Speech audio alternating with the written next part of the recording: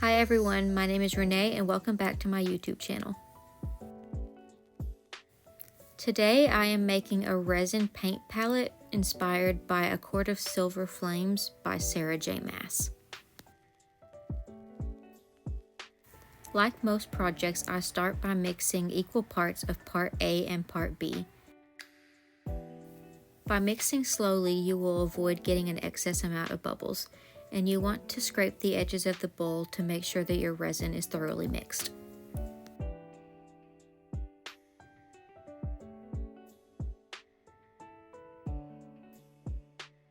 After mixing my resin for around 5 minutes, I split it into 2 separate cups.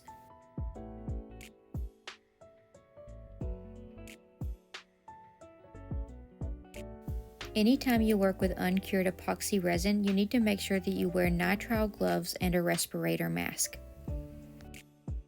I will be using these silver gray and ruby red mica powders from Small Tongue in the first layer of resin for this paint palette.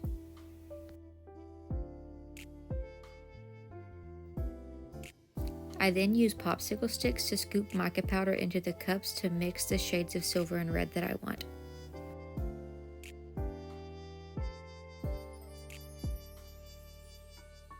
Before using my pigmented resin, I add a line of clear to help the 2 colors mix together better.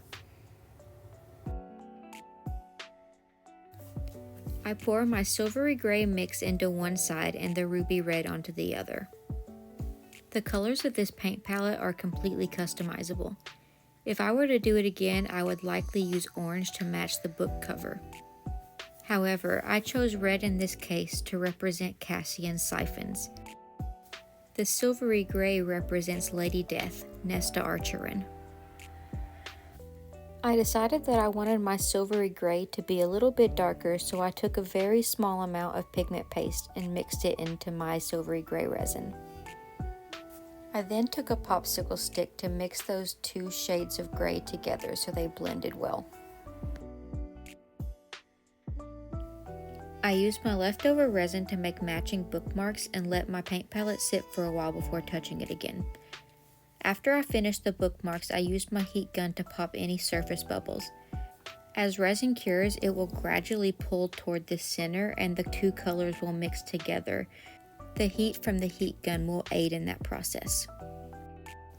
Even though the resin will pull toward the center as it cures, I took a popsicle stick to move around the red resin because it wasn't pulling toward the center like the silver was.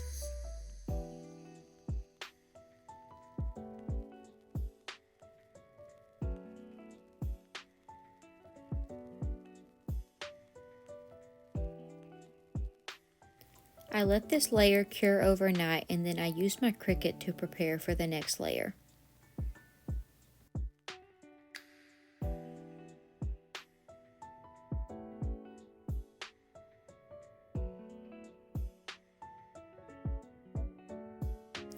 Now that my resin is cured, I take the hands that I cut with my Cricut and I check placement and cut them to size before I stick them on permanently.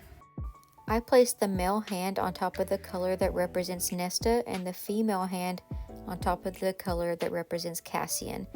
I did this as a way of representing their mating bond.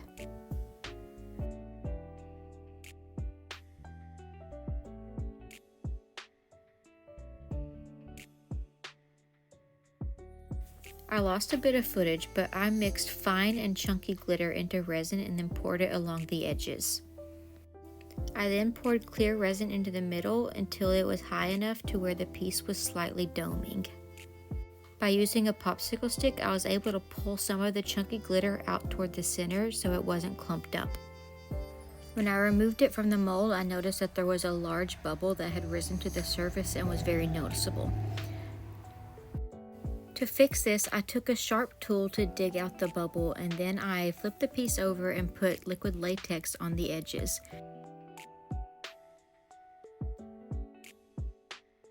I let the liquid latex dry for about 3 hours before I flipped over the palette and sat it up on cups. The liquid latex ensures that you are able to pull off any unwanted drips on the back of the piece that might occur while doing a top coat. I use my heat gun and plastic makeup brush to move the resin to the edges.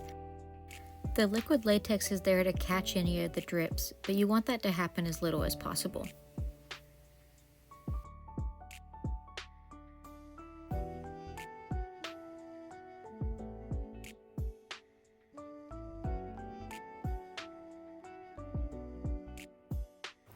Once I have my top coat to the edges with a slight dome, I cover over the piece with a plastic tote to keep any dust off of it.